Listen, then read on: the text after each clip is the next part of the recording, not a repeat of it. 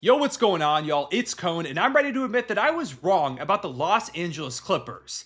Coming into the season, I pictured them as like a 9 seed, a 10 seed, or maybe even more likely a lottery squad. I think that's where I had them put in the standings going into the year, and this was because of the uncertainty surrounding Kawhi Leonard. Of course, at the end of last season, he suffered an injury that kept him out for the home stretch of the season, and when he tried to play in the playoffs, he was a shell of his former self, was moving like a zombie out there, really stiff, just clearly not ready to play basketball, and so he was benched by the end of that series that the Clippers ultimately lost to the Dallas Mavericks. And then going into the summer, he tries to play for Team USA, and they decide, hey man, we don't think you're ready for this. And then it's announced before the season that basically they don't know when he's going to play. He was out for an indefinite period of time to begin the year, and all that was very, very concerning. And that goes on top of the fact that they lost Paul George this offseason, and people are pretty split on whether this was a good or a bad idea. But to me, it was clearly going to hurt them a lot, because even though I like the pickups of like Derrick Jones Jr. and you've got Kris Dunn, of course, and Nick Batum you brought back in, you've still got Norman Powell, Zubac, Harden, like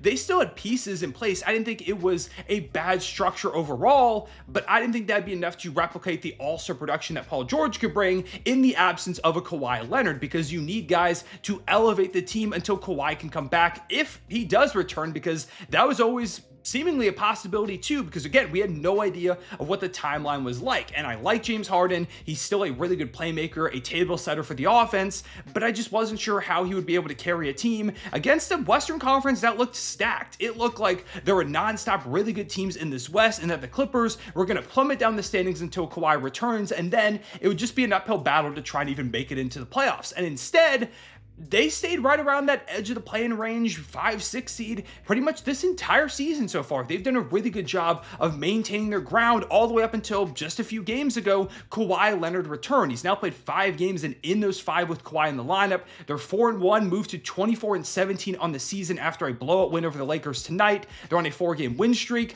They're the 5 seed. They're just 2 games back of the Denver Nuggets and 3 back of the 3-seeded Memphis Grizzlies. This Clippers team not only seems poised to make the playoffs, but there is a real possibility that they end up with home court advantage if they really put it all together, if Kawhi continues to come along, if maybe they make an addition at the deadline. Suddenly, we're talking about a team that could cause a little bit of chaos in the Western Conference playoff picture, and that felt so out of the realm of possibility. If you told me, hey, Kawhi's going to miss like just under the first half of the season, where do you think the Clippers end up in the standings? I would have told you 10, 11, 12, maybe even further down the standings because of all these great teams in the West.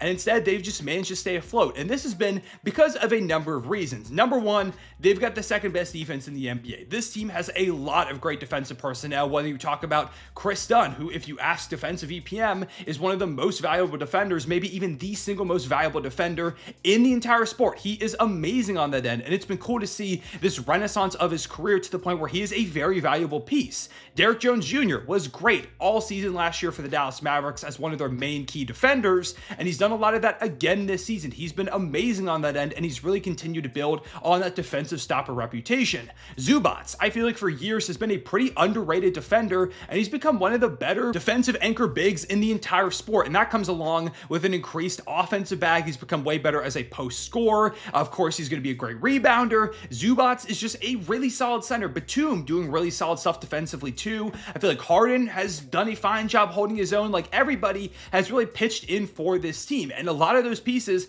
are guys that they brought in the absence of Paul George. We talk about Derrick Jones Jr., we talk about Kris Dunn, we talk about Nick Batum. These are guys that they brought in to try and replace the production in offseason that I felt like was fine, but ultimately delaying the inevitable and wasn't going to do much is what's really kept them afloat. So I was wrong on that point, and it's cool to see the way that they've held this thing together in the absence of the guy that's supposed to be their superstar. And a lot of that too has been James Harden and Norman Powell really holding up this offense. Specifically, I want to give a shout to Norman Powell, who I don't think has gotten enough love for the way that he has produced for them this season. In the offseason, when they asked him about losing Paul George, Norman Powell said, it's next man up, and hey, it gives me more opportunities. And you know what he's done with that? He's made himself, a fringe all-star candidate. If the West wasn't so stacked with talent, he might have a conversation, and at the very minimum, he's deep into most improved player talks. Right now, he's averaging still 24 points per game on just under 50% from the field, and 45.2% 40% from three. He's been one of the best three-point shooters this entire season, and I kept thinking at some point that number is going to come down because there's no way he could stay this hot for the entire year, and he's just done that. He's been a volume shooter and knocking them down with ease. He's been the number one option for a majority of the season on a team that is top 5 in the Western Conference. I don't think that's getting nearly enough love. A lot of people are talking about like a Cade Cunningham and an Evan Mobley and a Tyler Hero and Jalen Johnson for most improved player, and I think all those guys are amazing candidates, but Norman Powell should also be deep into that conversation because if the Clippers did not have him to start this season, I have no idea where they would be. And of course, Harden deserves a lot of credit too. Now, it's been nowhere near his most efficient season, shooting just 39.7% from the field and under 35% from three, but a lot of that's been because he's been asked to be way more of an offensive weapon than typically you would expect from Harden at this point in his career. He's reached a point where he should much more be like a 3 guy rather than the trying to be 1, a lot of nights more so the 2 so far this season with the way Norman Powell's been playing. And as Kawhi continues to get more and more acclimated, he will further slide down to that 3 option. I think it will help out his offense, but the playmaking has been awesome this entire year. His pick and roll chemistry with Zubac has continuously developed, getting downhill, finding shooters, setting up Norman Powell.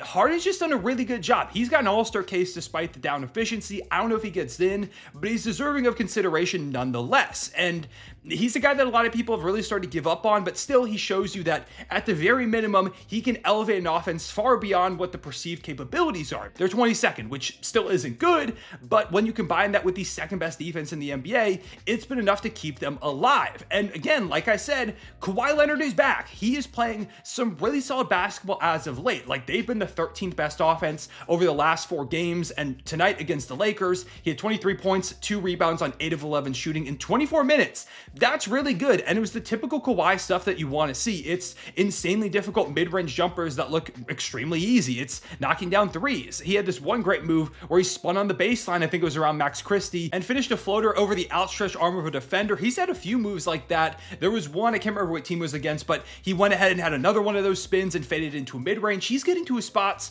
pretty effectively, better than I would have expected Kawhi this soon coming off of injury. It really feels like they give him a lot of time to rest. He's looking more like himself. He's not the Kawhi that he used to be in terms of that athleticism, but it's better than I was expecting at this moment. And of course, he's still on a minutes restriction, but even like last game in those 24 minutes, he had 19 points, 1 rebound, 4 assists, a steal, 9 of 13 shooting. The efficiency is coming up and up. He's looking like the dominant Kawhi. The offense is looking better. Defense has still been ridiculous. They've been by far the best defense in the NBA over these last 4-ish games.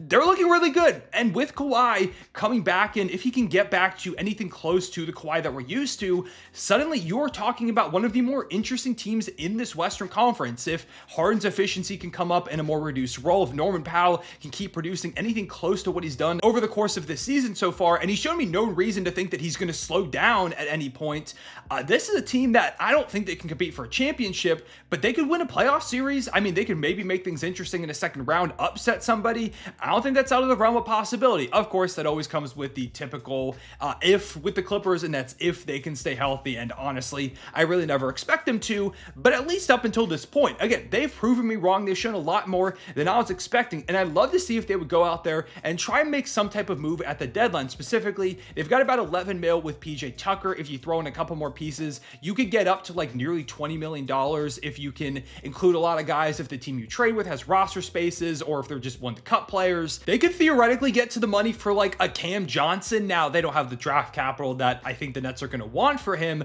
but if they're looking for like an expiring contract, maybe the Nets are looking to go star hunting this offseason. And I mean, a Clippers first round pick in like 2031 could be very, very interesting. Maybe that deal could get done. If I'm the Clippers, I'm at least calling them up and trying to make something work. I like the idea of like a Colin Sexton here. I think bringing him in as a shot creator who's been continuously underrated over the last few years in Utah, he'd be pretty good. Really just anybody that could add a scoring punch. If you can make a move, make it, because you have somehow stayed afloat. Like, this team, I don't think was supposed to be this good with the way that injuries have gone for them, but they've managed it. They've pulled it off. Take advantage of that, especially with how uncertain the future is for the next few years. You don't know what's going to happen with Kawhi's health. If he can stay relatively healthy up until the deadline, pull the trigger on something, try and take advantage and make something happen. Even if you don't make yourself a championship contender, be competitive. Maybe you make one last run to at least keep the fans interested, build up some new revenue in the Intuit Dome. I don't know, but regardless of what happens going forward and what they do at the deadline, which again, I think they should take a swing, I have been extremely impressed and 100%